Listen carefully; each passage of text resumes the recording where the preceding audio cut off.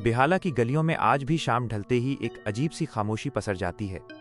कोलकाता का ये इलाका अपनी ऐतिहासिक इमारतों और पुरानी कहानियों के लिए जाना जाता है, लेकिन कुछ कहानियां ऐसी हैं जिन्हें लोग आज भी जोर से बोलने से कतराते हैं।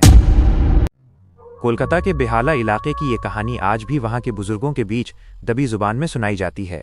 बेहाला चौराहे से कुछ ही दूरी पर कोहिनूर सिनेमा का खंडहर खड़ा है, जिसके ठीक पीछे बनी रॉयल हाइट्स नाम की इमारत का एक ऐसा सच है जो सरकारी नक्शों में दर्ज नहीं है।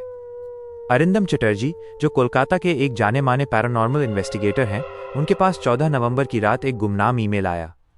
उसमें एक धुंधली तस्वीर थी जो रॉयल हाइट्स की 12वीं और 14वीं मंजिल के बीच की खिड़कियों को दिखा रही थी। अजीब बात यह थी कि उस बिल्डिंग में 13वीं मंजिल का अस्तित्व ही नहीं था, लेकिन तस्वीर में वहां रोशनी जगमगा रही थी।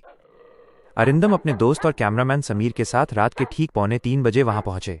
बिल्डिंग शहर के बीचों बीच थी, लेकिन अजीब तरह से सुनसान।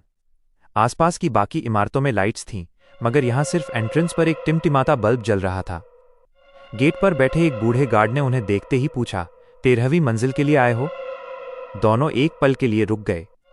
जब समीर ने पूछा कि उसे कैसे पता, तो वो बूढ़ा गार्ड धीमे से हंसा और बोला, जो भी कैमरा लेकर आता है वही पूछता है, लेकिन बेटा, जो ऊपर जाता है वो नीचे पहले जैसा नहीं लौटता।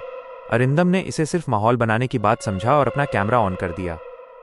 लिफ्ट के अंदर बटनों की कतार में 12 के बाद सीधा 14 नंबर था। 13 की जगह बस एक खुरच कर मिटाया हुआ निशान था। जैसे ही वे 12वीं मंजिल पर उतरे, पूरी बिल्डिंग की लाइट गुल हो गई। टॉर्च की हल्की रोशनी में उन्होंने देखा कि लिफ्ट का इंडिकेटर अचानक 13 नंबर दिखाने लगा, जो कि तकनीकी रूप से मुमकिन ही नहीं था। सीढ़ियों के पास एक भारी लोहे का दरवाजा था, जिस पर जंग लगी जंजीरें बंधी थीं। अरिंदम ने जैसे ही उसे छुआ, जंजीरें अपने आप ऐसे खुल गईं, जैसे किसी ने दूसरी तरफ से स्वागत किया हो। अंदर कदम रखते ही हवा में जले हुए कपड़ों और पुराने मलबे की गंध भर गई। समीर ने कैमरे की स्क्रीन पर देखा तो उसके होश उड़ गए। वहां उन्हें अपनी आंखों से तो अंधेरा दिख रहा था, लेकिन कैमरे की स्क्रीन पर पूरी मंजिल रोशनी से नहाई हुई थी और दीवारें बिल्कुल नई थीं। घड़ी की सुइयां जैसे ही रात के 3:13 पर पहुंची, सन्नाटा एक भयानक चीख में बदल गया। गलियारे की दीवारें पिघलने लगीं और एक जलता हुआ साया उनकी तरफ बढ़ने लगा। वो साया वही गार्ड था, लेकिन जवान और आधा जला हुआ।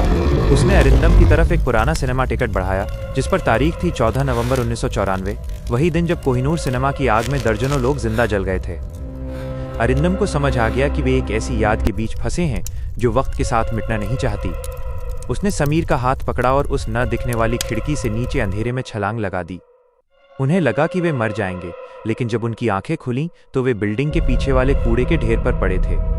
सुबह जब पुलिस ने उन्हें वहां से निकाला तो पता चला कि बिहारी बाबू नाम का वो गार्ड जो उन्हें गेट पर मिला था, वो तो उसी 1994 की आग में लोगों को बचाते हुए मर चुका था। अरिंदम की जेब में आज भी वो आधा जला हुआ सिनेमा टिकट रखा है, जो ये साबित करता है कि उस रात जो उन्होंने देखा वो कोई वहम नहीं, बल्कि 13वीं मंजिल की खौफनाक हकीकत थी।